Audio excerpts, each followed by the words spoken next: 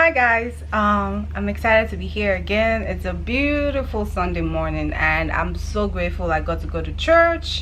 I've not been to church in a long time because I work in the day, but surprisingly I got the morning off today, so I was like, yeah, I'm definitely going to church, and church was really good, so I'm really thankful for that. And I hope you guys are having a beautiful morning, whether you watch this on a weekday or on a weekend. I hope you're having a beautiful day. Well, today I'm going to be talking about the pay you get on a deployment. I know this is something a lot of people want to know because, I mean, you're working, you're going to be getting paid, and you know, you want to buy things and provide for your family, get a new car, just save up for retirement or whatever you want to save up for. You know, money is going to be important. So I know that when I heard I was deploying, I was really curious about, you know, how, what I'm going to be earning, what I can save up, because like I said in my previous video, you don't pay for insurance. You don't, some people even cancel their phone plans. You know, there are a lot of things that you cut down on because you're restricted in many ways. You don't get to go out and eat and all of that. So this is a critical time to save money.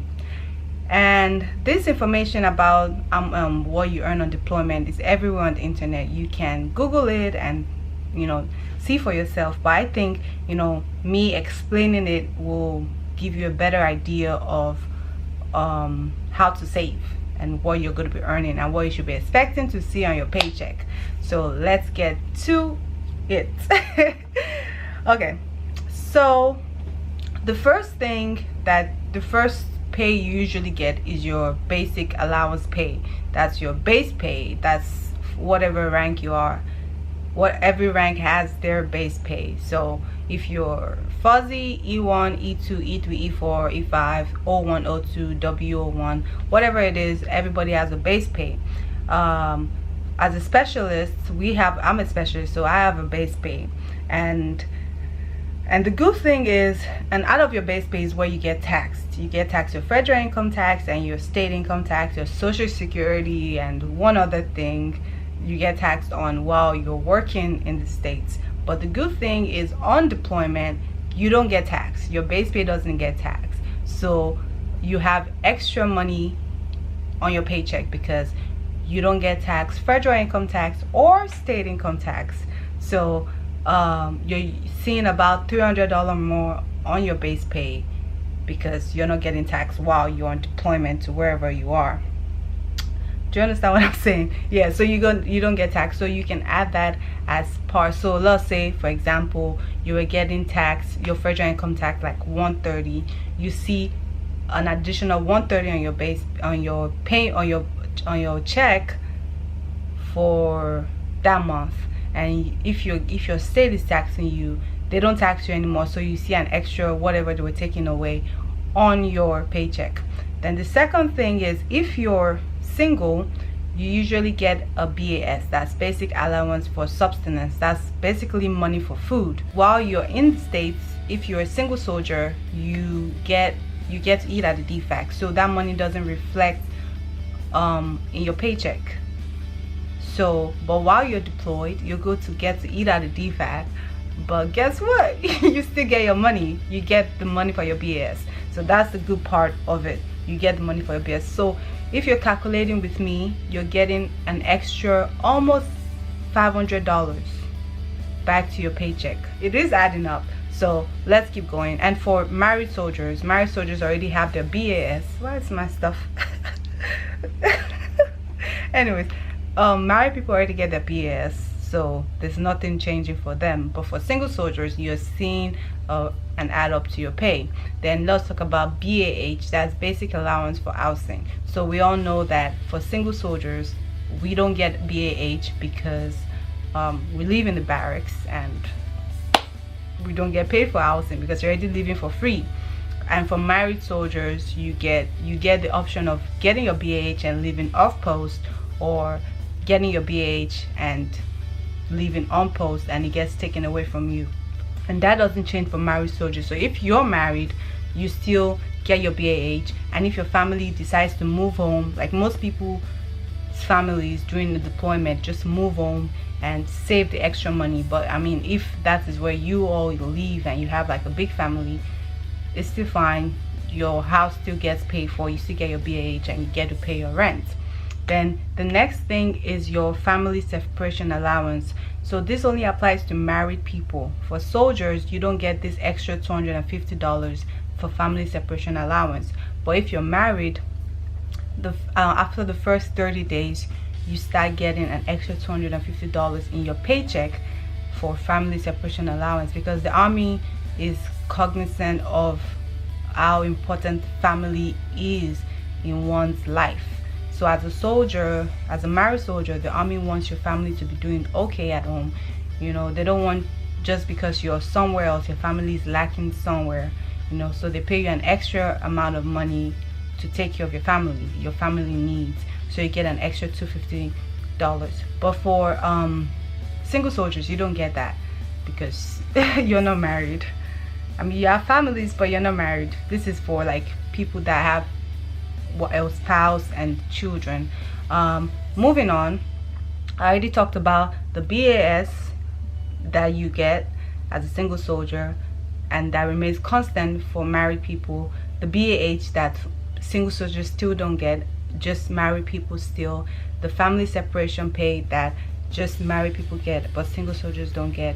The tax-free exempt that cuts across everybody, so everybody gets their pay tax-free, so you don't get taxed for that period of time where you're deployed. The next one is the hostile fire imminent danger pay. So this is not given to everybody. This depends on where you're deployed to. So the more hostile your deployment location is, that is what I want to say. That is what determines if you get paid this hostile fire imminent danger pay. So I know people in Syria, people in Iraq get paid that, but if you're like in less hostile locations, you don't get paid the hostile fire pay. Moving on, the hardship duty pay. This I know gets paid across most deployment stations, but it depends. Like I know some people get $50 extra, some places get $100. Where I am, I'm getting $100 for the hardship duty pay. Yeah, so you may receive $50, $100, $150 depending on where it is you are. So that's an extra $50 or $100 that you get in your paycheck, and that's something. Trust me, every $50, every $100 is something. Then you get the travel per diem, but I believe you get that after you get back from deployment, because if you go to like a warfighter, or like if you're in the States and you leave your duty station for somewhere temporarily, you know that extra $3.50 or $3 that you get that accumulates every day, I think. Yeah, you get on deployment, but you don't get paid that until the end of your deployment, where you get to close out your DTS or whatever that is. I'm not really sure about that, but I know that there is something like travel per diem when it comes to a deployment. So then there's also a program which is called the savings deposit program, and that you can put up to the sum of $10,000. So every month you can put in $1,000, and at the end of the deployment it accrues at a rate of 10%. So at the end of the deployment, if you put like 10,000, you get like 10,000, 11,000 back. So $1,000 free, just because you saved with that program. So I think that's a really good I'm looking into doing it, because I mean, I'm not using my money for anything while I'm here except pay like my bills or whatever. So I might as well save that and get an extra $1,000 free of charge. So you might want to consider doing that.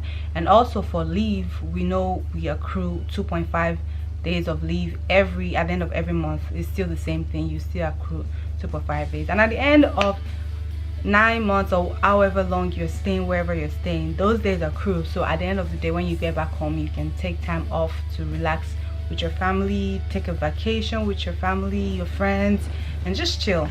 So yeah, so let's have a recap. here I'm giving you a breakdown of the pay and allowances of a single soldier who is a Sergeant E5.